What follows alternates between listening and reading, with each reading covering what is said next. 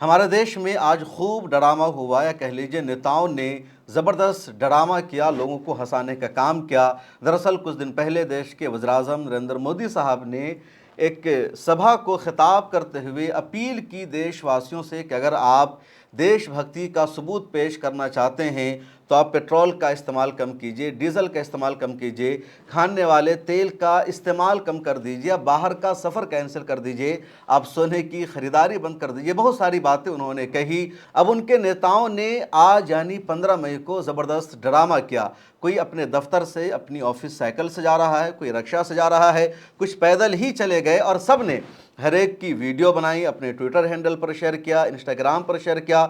लोगों ने खूब रील भी बनाया, यानी ये साइकिल से अपने घर से दफ्तर जा रहे हैं, उसकी रील बनवा रहे हैं और फिर उसको नरेंद्र मोदी साहब की वॉइस लगाकर शेयर कर रहे हैं। जो रील के स्टार करते हैं, टिकटॉकर करते हैं, वो आज नेताओं ने किया और उन्होंने ये कहा कि हमारे वज़ीर-ए-आज़म नरेंद्र मोदी साहब ने अपील की है कि तेल का यानी डीज़ल का, पेट्रोल का इस्तेमाल कम करना है, ज़्यादा खपत ना हो इसकी कोशिश करनी है। इसलिए हम ये सब साइकिल के ज़रिए ऑफिस पहुंचकर कर रहे हैं। अच्छा, हैरानी की बात यह है कि ये तमाम नेता अपने दफ्तर से घर के लिए या घर से ऑफिस के लिए निकल तो साइकिल से रहे थे, लेकिन जो इनकी वीडियो शूट कर रहा था, जो इनकी रील बना रहा था, उनमें से कोई 4 व्हीलर चला रहा है, कोई बाइक चला रहा है, खूब पेट्रोल डीज़ल का इस्तेमाल किया जा रहा है और ये दुनिया को बताने की कोशिश कर रहे हैं कि हम तो साइकिल से जा रहे हैं या हम रिक्शा से जा रहे हैं। बिहार के वज़ीर आला जनाब सम्राट चौधरी साहब ने तो अलग लेवल का ड्रामा किया।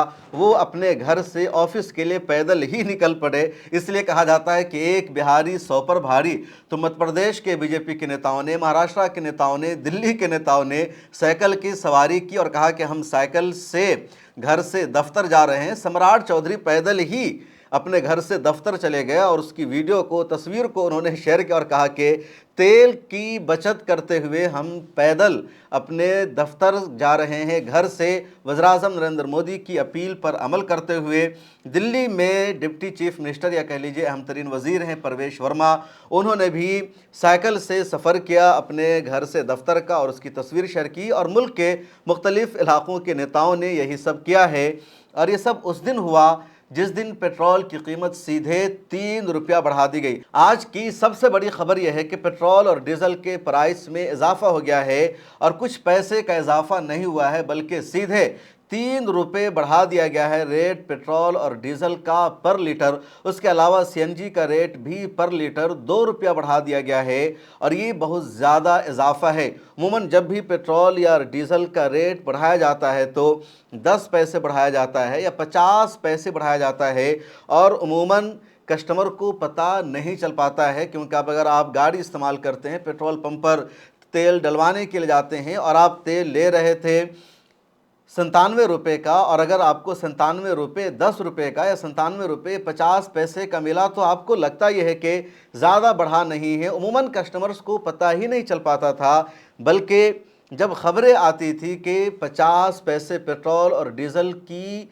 कीमत बढ़ गई है, उसके बाद आम लोगों को पता चलता था कि अच्छा पेट्रोल और डीज़ल की कीमत में इजाफा हुआ है और उस खबर को उतना सीरियस नहीं लिया जाता था। लेकिन इस मर्तबा सीधे पूरे हिंदुस्तान में 3 रुपया पेट्रोल और डीज़ल के रेट में इजाफा कर दिया गया है, 2 रुपया सीएनजी के रेट में इजाफा कर दिया गया है।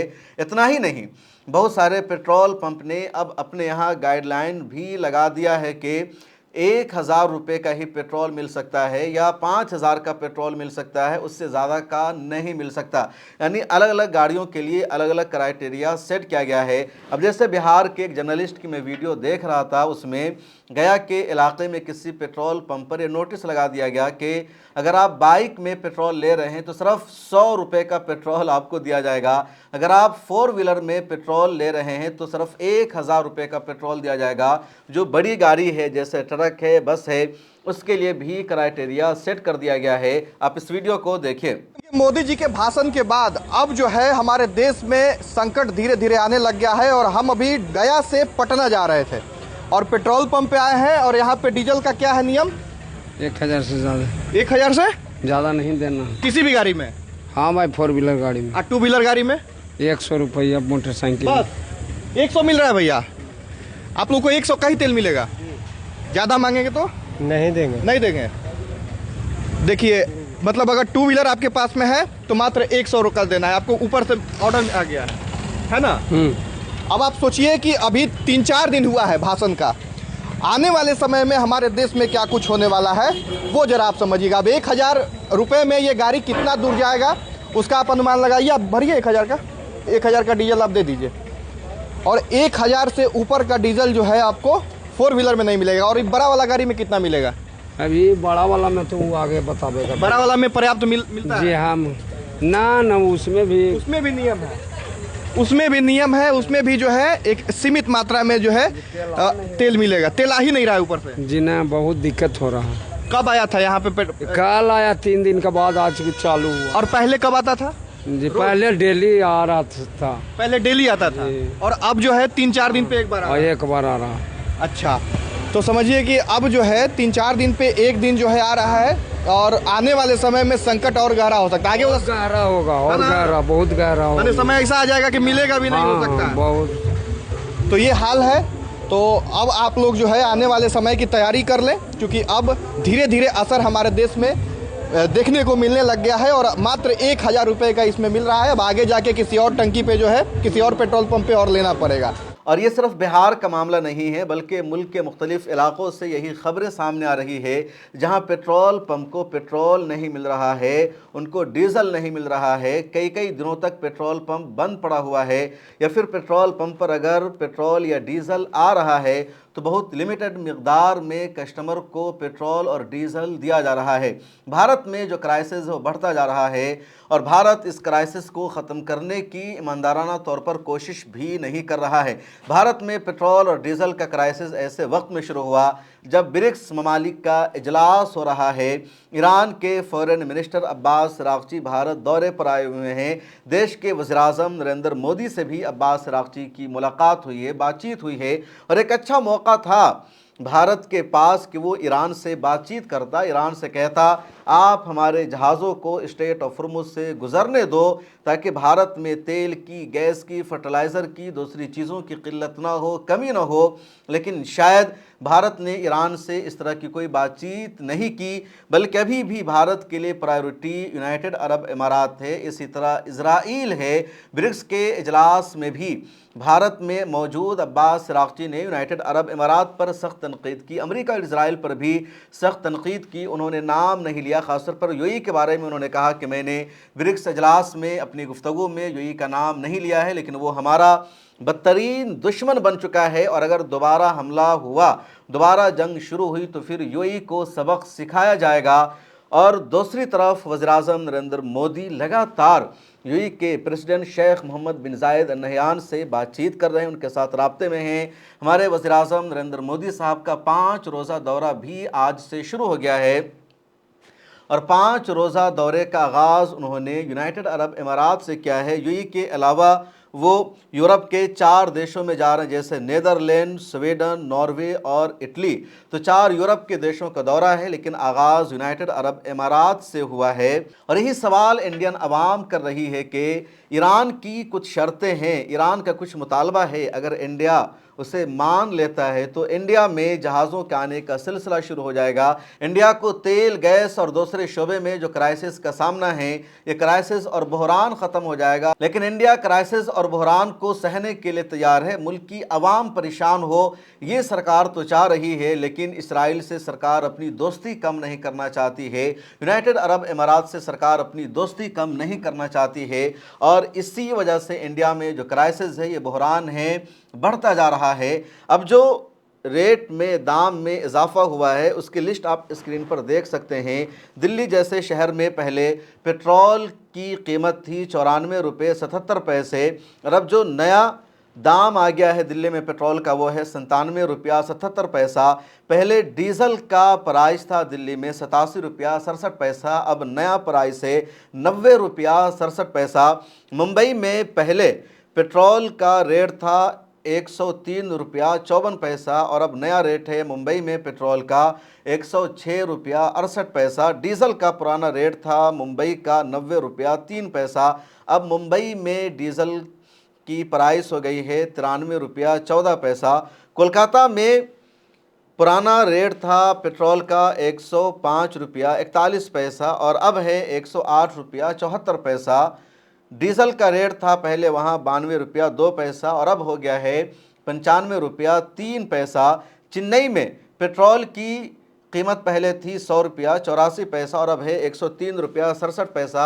डीजल का प्राइस वहाँ था 92 रुपया 39 पैसा और अब है 95 रुपया 35 पैसा। बेंगलुरु में पहले पेट्रोल का प्राइस था 103 रुपया 96 पैसा और अब है 106 रुपया 17 पैसा। डीजल का प्राइस पहले वहाँ था 85 रुपया 76 पैसा और अब है 88 रुपया 94 पैसा।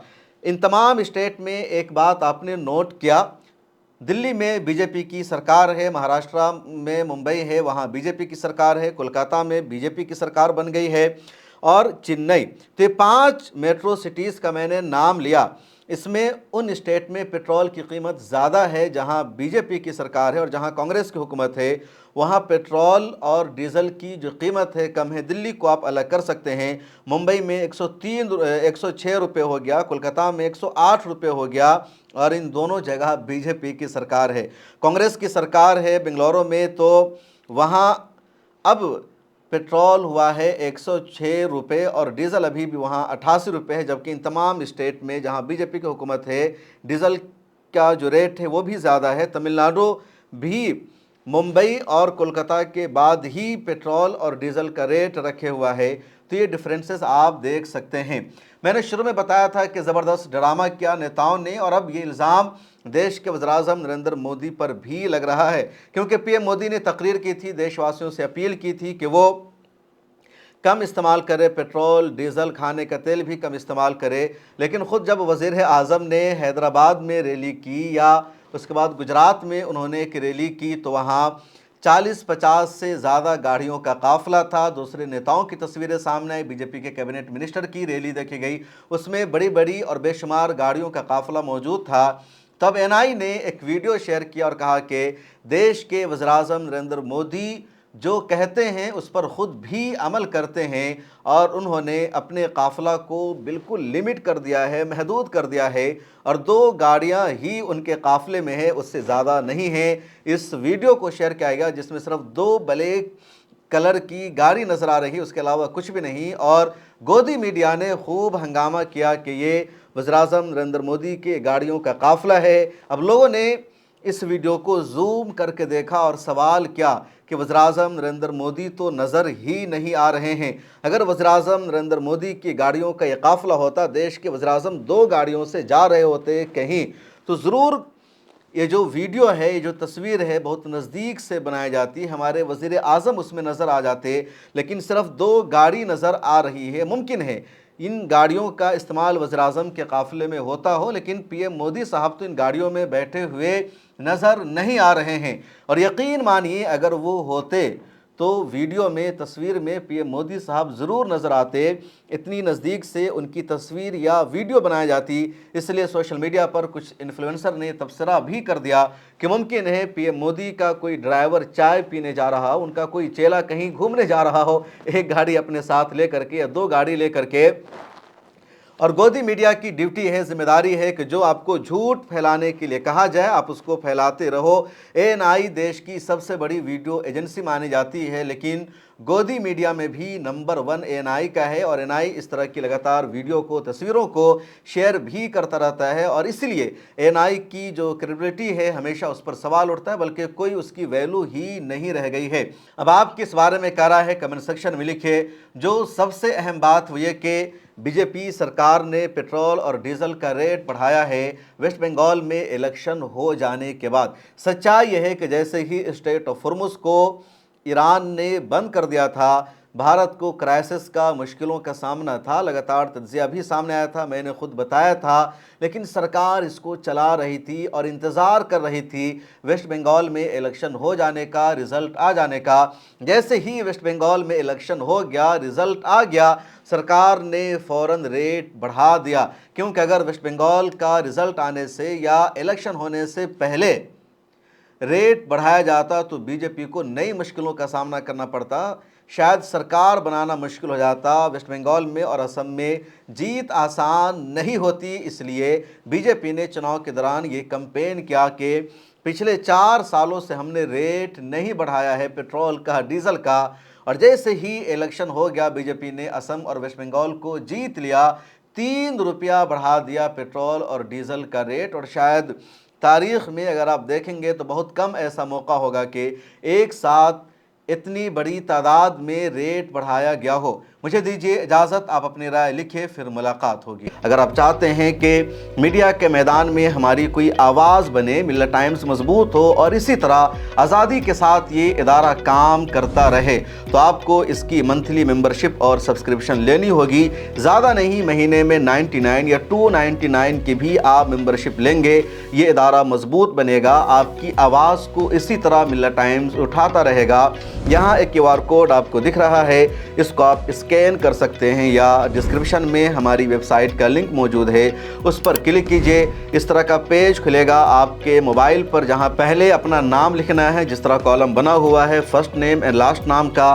उसके बाद फ़ोन नंबर आपको लिखना है, उसके नीचे ईमेल ID आपको अपनी डालनी है, उसके नीचे आई डिक्लेयर लिखा हुआ है जहां आपको टिक कर देना है। नीचे आ जाएंगे, पे नाउ का बटन मौजूद है, जैसे ही आप क्लिक करेंगे UPI एप्लीकेशन खुल जाएगा, खा गूगल पे हो, फ़ोन पे हो, पेटीएम हो या कुछ और हो, और वहां से आगे जो पेमेंट का प्रोसेस है उसको कंप्लीट करना है।